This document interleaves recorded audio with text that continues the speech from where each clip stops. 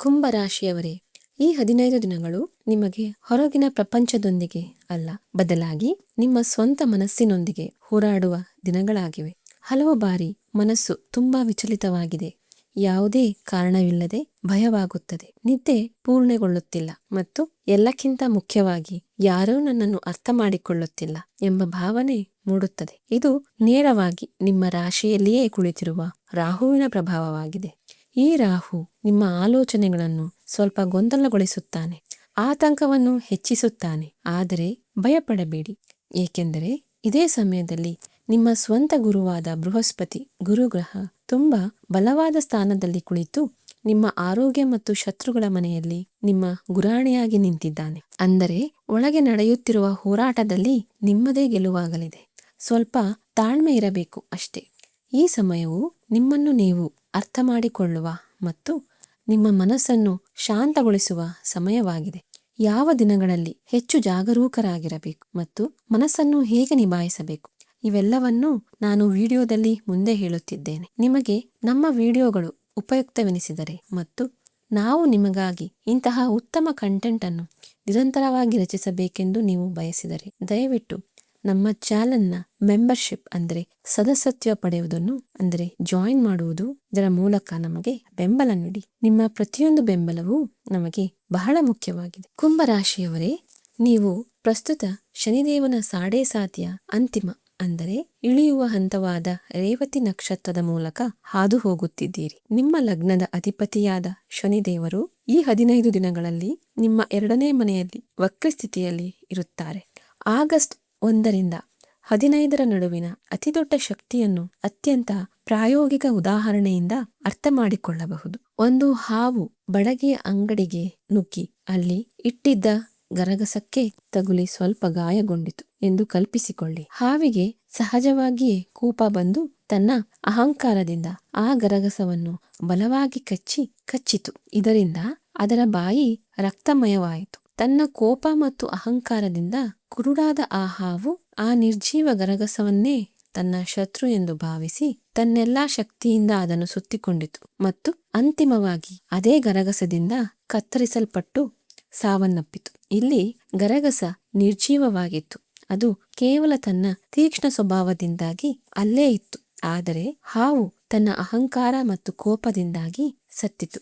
ಈ 15 ದಿನಗಳಲ್ಲಿ ನಿಮ್ಮ ಸುತ್ತಲೂ ಕಟುವಾದ ಅಥವಾ ಕಹಿ ಸ್ವಭಾವದ ಹಲವು ಜನರಿರುತ್ತಾರೆ. ನಿಮ್ಮ ಲಗ್ನದಲ್ಲಿ ಕುಳಿತಿರುವ ರಾಹು ಈ ಸಮಯದಲ್ಲಿ ಗೊಂದಲ ಮತ್ತು ಆಕ್ರಮಣಕಾರಿ ಪ್ರವೃತ್ತಿಯನ್ನು ಹೆಚ್ಚಿಸುವ ಕೆಲಸ ಮಾಡುತ್ತಾನೆ. ನೀವು ಅಹಂಕಾರದಿಂದ ಇಂತಹ ಜನರೊಂದಿಗೆ ಅನಗತ್ಯ ವಾಗ್ವಾದಕ್ಕೆ ಇಳಿದರೆ ನಷ್ಟ ನಿಮ್ಮದೇ ಆಗುತ್ತದೆ. ಹಾಗಾಗಿ ಈ ಸಮಯದ ಮೂಲ ಮಂತ್ರವೇನೆಂದರೆ, ಯಾವುದೇ ಪರಿಸ್ಥಿತಿ ನಿಮಗೆ ಮಾನಸಿಕವಾಗಿ ಹಾನಿ ಮಾಡುತ್ತಿದ್ದರೆ ಅದರಿಂದ ದೂರವಿರಿ. ವೃತ್ತಿ ಮತ್ತು ವ್ಯವಹಾರದ ದೃಷ್ಟಿಕೋನದಿಂದ ಆಗಸ್ಟ್ನ ಈ ಮೊದಲ ಭಾಗವು ಬಹಳ ಫಲದಾಯಕವಾಗಲಿದೆ. ಇದರ ಮುಖ್ಯ ಜ್ಯೋತಿಷ್ಯ ಕಾರಣವೆಂದರೆ ನಿಮ್ಮ ಕರ್ಮಸ್ಥಾನ ಅಂದರೆ 10ನೇ ಮನೆಯ ಅಧಿಪತಿಯಾದ ಮಂಗಳ ದೇವರು ಆಗಸ್ಟ್ 3ರಂದು ನಿಮ್ಮ 4ನೇ ಮನೆಗೆ ಸಂಚರಿಸಲಿದ್ದಾರೆ. ಇಲ್ಲಿಂದ ಮಂಗಳನ ನೇರವಾದ 7ನೇ ದೃಷ್ಟಿ ತನ್ನದೇ ಆದ 10ನೇ ಮನೆಯ ಮೇಲೆ ಬೀಳುತ್ತದೆ. ಪರಾಶರ ಹೋರಾಶಾಸ್ತ್ರದ ನಿಯಮಗಳ ಪ್ರಕಾರ ಇದು ಅತ್ಯಂತ ಶಕ್ತಿಶಾಲಿ ಕೇಂದ್ರ ತ್ರಿಕೋನ ರಾಜಯೋಗವನ್ನು ಸೃಷ್ಟಿಸುತ್ತದೆ. ನೀವು ಉದ್ಯೋಗದಲ್ಲಿದ್ದರೆ, ವಿಶೇಷವಾಗಿ ರಿಯಲ್ ಎಸ್ಟೇಟ್, ಕಾನೂನು, ಆಡಳಿತ, ಶಿಕ್ಷಣ, IT ಅಥವಾ ವೈದ್ಯಕೀಯ ಕ್ಷೇತ್ರದಲ್ಲಿ ಕೆಲಸ ಮಾಡುತ್ತಿದ್ದರೆ ಆಗಸ್ಟ್ 3ರ ನಂತರ ಇದ್ದಕ್ಕಿದ್ದಂತೆ ಯಾವುದೇ ಹೊಸ ಅವಕಾಶ ಅಥವಾ ಸ್ಥಗಿತಗೊಂಡಿದ್ದ ಬಡ್ತಿಯ ಅಂದರೆ ಪ್ರಮೋಷನ್ ಸ್ಪಷ್ಟ ಪರಿಸ್ಥಿತಿ ನಿರ್ಮಾಣವಾಗಬಹುದು. ತಿಂಗಳುಗಳಿಂದ ನಿಂತು ಹೋಗಿದ್ದ ಕೆಲಸಗಳು ಮಂಗಳನ ಈ ಅಗ್ನಿ ಶಕ್ತಿಯಿಂದ ಇದ್ದಕ್ಕಿದ್ದಂತೆ ವೇಗವನ್ನು ಪಡೆದುಕೊಳ್ಳುತ್ತವೆ ಮತ್ತು ಈ ಅವಧಿಯಲ್ಲಿ ನಿಮ್ಮ ಕಠಿಣ ಪರಿಶ್ರಮಕ್ಕೆ ನೀವು ಸಂಪೂರ್ಣ ಕ್ರೆಡಿಟ್ ಅನ್ನು ಸಹ ಪಡೆಯುತ್ತೀರಿ. ಆದಾಗ್ಯೂ ವ್ಯಾಪಾರ ಮಾಡುವವರು ಈ ಸಮಯದಲ್ಲಿ ವಿಶೇಷ ಕಾಳಜಿ ವಹಿಸುವ ಅಗತ್ಯವಿದೆ. ನಿಮ್ಮ 7ನೇ ಮನೆ ಅಂದರೆ ವ್ಯಾಪಾರ ಮತ್ತು ಪಾಲುದಾರಿಕೆಯ ಮನೆಯಲ್ಲಿ ಕೇತು ಸಂಚರಿಸುತ್ತಿದ್ದಾನೆ ಮತ್ತು ಆಗಸ್ಟ್ 12ರಂದು ಅಲ್ಲಿಯೇ ಸೂರ್ಯಗ್ರಹಣವೂ ಸಂಭವಿಸಲಿದೆ. ಈ ಗ್ರಹಗತಿಗಳಿಂದಾಗಿ ಆಗಸ್ಟ್ 12ರ ಸುಮಾರಿಗೆ ವ್ಯಾಪಾರ ಪಾಲುದಾರ ಅಥವಾ ಯಾವುದೇ ದೊಡ್ಡ ಕ್ಲೈಂಟ್ ಜೊತೆ ಇಗೋ ಕ್ಲಾಶ್ ಅಹಂಕಾರದ ಘರ್ಷಣೆ ಆಗುವ ಪೂರ್ಣ ಸಾಧ್ಯತೆ ಇದೆ. ಕೇತುವು ಇದ್ದಕ್ಕಿದ್ದಂತೆ ಮತ್ತು ಯೋಚಿಸದೆ ನಿರ್ಧಾರಗಳನ್ನು ತೆಗೆದುಕೊಳ್ಳುವಂತೆ ಮಾಡುವುದಕ್ಕೆ ಹೆಸರುವಾಸಿಯಾಗಿದ್ದಾನೆ. ಆದ್ದರಿಂದ ಆಗಸ್ಟ್ 15ರವರೆಗೆ ಯಾವುದೇ ದೊಡ್ಡ ವ್ಯಾಪಾರ ಒಪ್ಪಂದವನ್ನು ಅಂತಿಮಗೊಳಿಸುವುದನ್ನು ಅಥವಾ ಯಾವುದೇ ಪಾಲುದಾರರೊಂದಿಗೆ ಜಗಳವಾಡುವುದನ್ನು ತಪ್ಪಿಸಿ ಮತ್ತು ಸಂಪೂರ್ಣ ರಾಜತಾಂತ್ರಿಕತೆಯಿಂದ ಅಂದರೆ ಬುದ್ಧಿವಂತಿಕೆಯಿಂದ ನಿಮ್ಮ ಕೆಲಸವನ್ನು ಸಾಧಿಸಿಕೊಳ್ಳಿ. ಆರ್ಥಿಕ ಪರಿಸ್ಥಿತಿ ಮತ್ತು ಲಿಕ್ವಿಡ್ ಕ್ಯಾಶ್ಗಾಗಿ ಅಂದರೆ ನಗದು ಹಣಕ್ಕಾಗಿ ಈ ಸಮಯವು ಒಂದು ದೊಡ್ಡ ತಿರುವನ್ನು ಅಂದರೆ ಟರ್ನಿಂಗ್ ಪಾಯಿಂಟ್ ತರುತ್ತಿದೆ. ನಿಮ್ಮ ಧನ ಮತ್ತು ಲಾಭದ ಅಧಿಪತಿಯಾದ ದೇವಗುರು ಬೃಹಸ್ಪತಿಯು 6ನೇ ಮನೆಯಲ್ಲಿ ತನ್ನ ಉಚ್ಚ ರಾಶಿಯಾದ ಕರ್ಕಾಟದಲ್ಲಿ ಕುಳಿತಿದ್ದಾನೆ. ಈ ಗೋಚಾರದ ಅತಿದೊಡ್ಡ ಘಟನೆ ಎಂದರೆ ಆಗಸ್ಟ್ 9ರಂದು ಬೃಹಸ್ಪತಿಯು ಉದಯಾವಸ್ಥೆಗೆ ಬರುತ್ತಿದ್ದಾನೆ. ಆಗಸ್ಟ್ 9ರ ನಂತರ ನಿಮ್ಮ ಆರ್ಥಿಕ ಪರಿಸ್ಥಿತಿಯಲ್ಲಿ ಅತ್ಯಂತ ಸಕಾರಾತ್ಮಕ ಬದಲಾವಣೆ ಕಂಡುಬರಲಿದೆ. ನಿಮ್ಮ ಮೇಲೆ ಯಾವುದಾದರೂ ಹಳೆಯ ಸಾಲವಿದ್ದರೆ 6ನೇ ಮನೆಯಲ್ಲಿರುವ ಉಚ್ಚ ಗುರು ಆ ಸಾಲದಿಂದ ಹೊರಬರಲು ನಿಮಗೆ ಭದ್ರವಾದ ದಾರಿಯನ್ನು ತೋರಿಸುತ್ತಾನೆ ಮತ್ತು ಆದಾಯದ ಹೊಸ ಮೂಲಗಳು ಸಹ ಸೃಷ್ಟಿಯಾಗುತ್ತವೆ. ನೀವು ಯಾವುದೇ ದೊಡ್ಡ ಸಾಲಕ್ಕಾಗಿ ಅರ್ಜಿ ಸಲ್ಲಿಸಿದ್ದರೆ ಆಗಸ್ಟ್ 9ರಿಂದ 15ರ ನಡುವೆ ಅದು ಮಂಜೂರಾಗುವ ಪ್ರಬಲ ಸಾಧ್ಯತೆಗಳಿವೆ. ಆಗಸ್ಟ್ 1ರಂದು ರಾಹು ಮಂಗಳನ ನಕ್ಷತ್ರವಾದ ಧನಿಷ್ಠವನ್ನು ಪ್ರವೇಶಿಸಿದ್ದಾನೆ. ಇದು ಭೂಮಿ ಆಸ್ತಿಯಿಂದ ಇದ್ದಕ್ಕಿದ್ದಂತೆ ಲಾಭವನ್ನು ತರುವ ಯೋಗವನ್ನು ಬಲಪಡಿಸುತ್ತಿದೆ. ಇದಕ್ಕೆ ವ್ಯತಿರಿಕ್ತವಾಗಿ ನಿಮ್ಮ ಧನಸ್ಥಾನದಲ್ಲಿ ಕುಳಿತಿರುವ ವಕ್ರಿ ಶನಿದೇವ ಮತ್ತು 8ನೇ ಮನೆಯಲ್ಲಿ ನೀಚಾವಸ್ಥೆಯಲ್ಲಿ ಕುಳಿತಿರುವ ಶುಕ್ರ ದೇವರು ಈ 15 ದಿನಗಳಲ್ಲಿ ಷೇರುಪೇಟೆಯಲ್ಲಿ ಯಾವುದೇ ದೊಡ್ಡ ಹೂಡಿಕೆ ಮಾಡುವುದನ್ನು ಸಂಪೂರ್ಣವಾಗಿ ತಪ್ಪಿಸಬೇಕು ಎಂಬ ಸ್ಪಷ್ಟ ಸಂಕೇತವನ್ನು ನೀಡುತ್ತಿದ್ದಾರೆ. ಶುಕ್ರನು ವಾಹನಕಾರಕನಾಗಿದ್ದು ಪ್ರಸ್ತುತ ನೀಚ ಸ್ಥಿತಿಯಲ್ಲಿ ಸಂಚರಿಸುತ್ತಿರುವುದರಿಂದ ಆಗಸ್ಟ್ 15ರವರೆಗೆ ಯಾವುದೇ ಹೊಸ ವಾಹನ ಖರೀದಿಸುವ ಆಲೋಚನೆಯನ್ನು ಸಂಪೂರ್ಣವಾಗಿ ಮುಂದೂಡುವುದು ಸೂಕ್ತ. ಇಲ್ಲದಿದ್ದರೆ ನಿಮ್ಮ ಹಣ ಸಿಲುಕಿಕೊಳ್ಳಬಹುದು. ದಾಂಪತ್ಯ ಜೀವನದ ಮುಂಭಾಗದಲ್ಲಿ ಈ 15 ದಿನಗಳಲ್ಲಿ ನೀವು ಬಹಳಷ್ಟು ತಾಳ್ಮೆಯನ್ನು ಪ್ರದರ್ಶಿಸಬೇಕಾಗುತ್ತದೆ.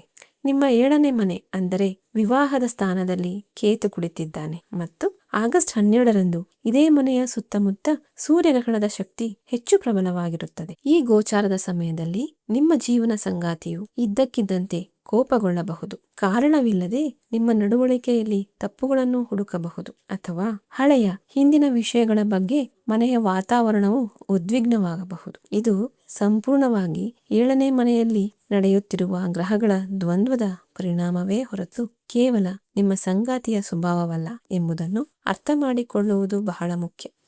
ಈ ಸಮಯದಲ್ಲಿ ನೀವು ಸಹ ಅದೇ ಆಕ್ರಮಣಶೀಲತೆಯಲ್ಲಿ ಅಂದರೆ ಅಗ್ರೆಷನ್ ಇಂದ ಉತ್ತರಿಸಿದರೆ ಪರಿಸ್ಥಿತಿ ತುಂಬಾ ಹದಗೆಡಬಹುದು. ನೀವು ಆಗಸ್ಟ್ 15ರವರೆಗೆ ಯಾವುದೇ ಬೆಲೆ ತೆತ್ತಾದರೂ ಶಾಂತಿಯನ್ನು ಕಾಪಾಡಿಕೊಳ್ಳಬೇಕು, ಏಕೆಂದರೆ ಇದರ ನಂತರ ಗ್ರಹಗಳ ಸ್ಥಾನವು ಬದಲಾಗುತ್ತದೆ ಮತ್ತು ಪರಸ್ಪರ ಹೊಂದಾಣಿಕೆ ಮತ್ತೆ ಸ್ಥಾಪಿತವಾಗುತ್ತದೆ. ಸಿಂಗಲ್ ಆಗಿರುವ ಕುಂಭರಾಶಿಯವರಿಗೆ ಲಗ್ನದ ರಾಹು 5ನೇ ಮನೆಯ ಮೇಲೆ ಅಂದರೆ ಪ್ರೇಮದ ಮನೆಯ ಮೇಲೆ ದೃಷ್ಟಿ ಬೀಳುತ್ತಿದ್ದಾರೆ. ಇದು ಅನುಮಾನ ಮತ್ತು ಗೊಂದಲವನ್ನು ಉಂಟು ಮಾಡುತ್ತದೆ. ಈ ಸಮಯದಲ್ಲಿ ನಿಮ್ಮ ಮತ್ತು ನಿಮ್ಮ ಸಂಗಾತಿಯ ನಡುವೆ 3ನೇ ವ್ಯಕ್ತಿಯಿಂದಾಗಿ ಅಥವಾ ಅನಗತ್ಯ ತಪ್ಪು ತಿಳುವಳಿಕೆಯಿಂದಾಗಿ ವಿವಾದಗಳು ಉಂಟಾಗಬಹುದು. ನೀವು ಅರೇಂಜ್ ಮ್ಯಾರೇಜ್ಗಾಗಿ ಯಾವುದೇ ಹೊಸ ಸಂಬಂಧವನ್ನು ನೋಡುತ್ತಿದ್ದರೆ ಆಗಸ್ಟ್ 12ರ ಗ್ರಹಣದ ಸಮಯದ ಆಸುಪಾಸಿನಲ್ಲಿ ಯಾವುದೇ ಹೊಸ ಸಂಬಂಧದ ಬಗ್ಗೆ ಖಚಿತವಾದ ನಿರ್ಧಾರವನ್ನು ತೆಗೆದುಕೊಳ್ಳಬೇಡಿ. ಆದಾಗ್ಯೂ 8ನೇ ಮನೆಯ ನೀಚ ಶುಕ್ರನು ಹಳೆಯ ಸಂಬಂಧಗಳನ್ನು ಸಕ್ರಿಯಗೊಳಿಸಬಹುದು. ಇದರಿಂದಾಗಿ ಕೆಲವು ಹಳೆಯ ಪರಿಚಯಸ್ಥರು ಈ ದಿನಗಳಲ್ಲಿ ಇದ್ದಕ್ಕಿದ್ದಂತೆ ನಿಮ್ಮನ್ನು ಸಂಪರ್ಕಿಸಲು ಪ್ರಯತ್ನಿಸಬಹುದು. ಕೌಟುಂಬಿಕ ಜೀವನ ಮತ್ತು ಕುಟುಂಬದ ಮನೆಯಲ್ಲಿ ವಕ್ರಿ ಶನಿಯ ಉಪಸ್ಥಿತಿಯು ನಿಮ್ಮನ್ನು ಜಾಗರೂಕರಾಗಿರಲು ಸೂಚಿಸುತ್ತದೆ. ಆಗಸ್ಟ್ 5ರಂದು ಬುಧನು ನಿಮ್ಮ 6ನೇ ಮನೆಯಲ್ಲಿ ಸಂಚರಿಸಿದಾಗ ನಿಮ್ಮ ಪದಗಳ ಆಯ್ಕೆಯ ಬಗ್ಗೆ ನೀವು ತುಂಬಾ ಎಚ್ಚರಿಕೆಯಿಂದಿರಬೇಕು. ಬುಧನು ಮಾತಿನ ಕಾರಕನಾಗಿದ್ದಾನೆ ಮತ್ತು 6ನೇ ಮನೆಗೆ ಹೋಗುವುದರಿಂದ ನಿಮ್ಮ ಬಾಯಿಯಿಂದ ತಿಳಿಯದೆ ಏನಾದರೂ ಮಾತು ಹೊರಬರಬಹುದು. ಅದು ನಿಮ್ಮ ಆಪ್ತ ಸಂಬಂಧಿಗೆ ಮಾನಸಿಕ ಆಘಾತವನ್ನು ಉಂಟು ಮಾಡಬಹುದು. ಈ 15 ದಿನಗಳಲ್ಲಿ ಮನೆಯ ಹಿರಿಯರ, ವಿಶೇಷವಾಗಿ ಪೋಷಕರ ಅಂದರೆ ತಂದೆ ತಾಯಿಯ ಆರೋಗ್ಯದ ಬಗ್ಗೆ ಹೆಚ್ಚಿನ ಕಾಳಜಿ ವಹಿಸಿ. ಕೇತುವಿನ ಪ್ರಭಾವದಿಂದಾಗಿ ಮನೆಯ ಪರಿಚಿತ ಮಹಿಳೆಯರ ಸಹಾಯದಿಂದ ನಿಮ್ಮ ಸ್ಥಗಿತಗೊಂಡಿದ್ದ ಯಾವುದೇ ಕೌಟುಂಬಿಕ ಕೆಲಸವು ಈ ಸಮಯದಲ್ಲಿ ಇದ್ದಕ್ಕಿದ್ದಂತೆ ಪೂರ್ಣಗೊಳ್ಳಬಹುದು. ಆದ್ದರಿಂದ ಕುಟುಂಬದ ಮತ್ತು ಸಂಬಂಧಿಕರೊಂದಿಗೆ ಸಾಮರಸ್ಯವನ್ನು ಕಾಪಾಡಿಕೊಳ್ಳುವುದು ನಿಮ್ಮ ಹಿತದೃಷ್ಟಿಯಿಂದ ಒಳ್ಳೆಯದು. ನಿಮ್ಮ ಆರೋಗ್ಯಕ್ಕೆ ಸಂಬಂಧಿಸಿದಂತೆ ಈ ಸಮಯವು ಮಿಶ್ರ ಫಲಿತಾಂಶಗಳನ್ನು ನೀಡಲಿದೆ. ಲಗ್ನಾಧಿಪತಿ ಶನಿದೇವ ತನ್ನದೇ ಮನೆಯಲ್ಲಿ ಸುರಕ್ಷಿತನಾಗಿದ್ದಾನೆ.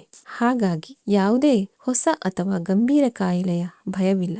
ಆದರೆ ಆಗಸ್ಟ್ 5ರಂದು ಬುಧ 6ನೇ ಮನೆಗೆ ಹೋಗುವುದರಿಂದ ಮತ್ತು ಶುಕ್ರ 8ನೇ ಮನೆಯಲ್ಲಿ ನೀಚ ಸ್ಥಿತಿಯಲ್ಲಿರುವುದರಿಂದ ನೀವು ಮುಖ್ಯವಾಗಿ ಫುಡ್ ಪಾಯ್ಸನಿಂಗ್ ಮತ್ತು ಕಲುಷಿತ ನೀರಿನಿಂದ ನಿಮ್ಮನ್ನು ರಕ್ಷಿಸಿಕೊಳ್ಳಬೇಕು. ಹೊರಗಿನ ಊಟವನ್ನು ಸಂಪೂರ್ಣವಾಗಿ ತಪ್ಪಿಸಿ, ಏಕೆಂದರೆ ಆಗಸ್ಟ್ 5ರ ನಂತರ ಹೊಟ್ಟೆಯಲ್ಲಿ ಗ್ಯಾಸ್ ಅಥವಾ ಅಜೀರ್ಣದ ಸಮಸ್ಯೆಗಳು ಹೆಚ್ಚಾಗಬಹುದು. ಚರ್ಮದ ಶುಷ್ಕತೆ ಅಥವಾ ಸಣ್ಣ ಪುಟ್ಟ ಅಲರ್ಜಿಗಳು ಸಹ ಈ ಸಮಯದಲ್ಲಿ ಹೊರಹೊಮ್ಮಬಹುದು. ಮಧುಮೇಹ ರೋಗಿಗಳು ಆಗಸ್ಟ್ 12ರ ಗ್ರಹಣದ ಸಮಯದಲ್ಲಿ ತಮ್ಮ ಆಹಾರದ ಪದ್ಧತಿಯನ್ನು ಕಟ್ಟುನಿಟ್ಟಾಗಿ ಪಾಲಿಸಬೇಕು, ಏಕೆಂದರೆ ಆ ಸಮಯದಲ್ಲಿ ರೋಗ ನಿರೋಧಕ ಶಕ್ತಿ ಸ್ವಲ್ಪ ದುರ್ಬಲವಾಗಿರುತ್ತದೆ. ಕೂದಲಿಗೆ ಸಂಬಂಧಿಸಿದ ಹಳೆಯ ಸಮಸ್ಯೆಗಳು ಈಗಿನಂತೆಯೇ ಇರುತ್ತವೆ ಮತ್ತು ಅವುಗಳಲ್ಲಿ ಯಾವುದೇ ಹಠಾತ್ ಸುಧಾರಣೆ ಕಂಡುಬರುವುದಿಲ್ಲ. ಯಾವುದೇ ಪ್ರಮುಖ ಪರೀಕ್ಷೆಗೆ ತಯಾರಿ ನಡೆಸುತ್ತಿರುವ ವಿದ್ಯಾರ್ಥಿಗಳಿಗೆ ಈ ಸಮಯವು ಏಕಾಗ್ರತೆ ಮತ್ತು ಗಮನದ ಕಠಿಣ ಪರೀಕ್ಷೆಯನ್ನು ತೆಗೆದುಕೊಳ್ಳುತ್ತದೆ. ಆಗಸ್ಟ್ 5ರಂದು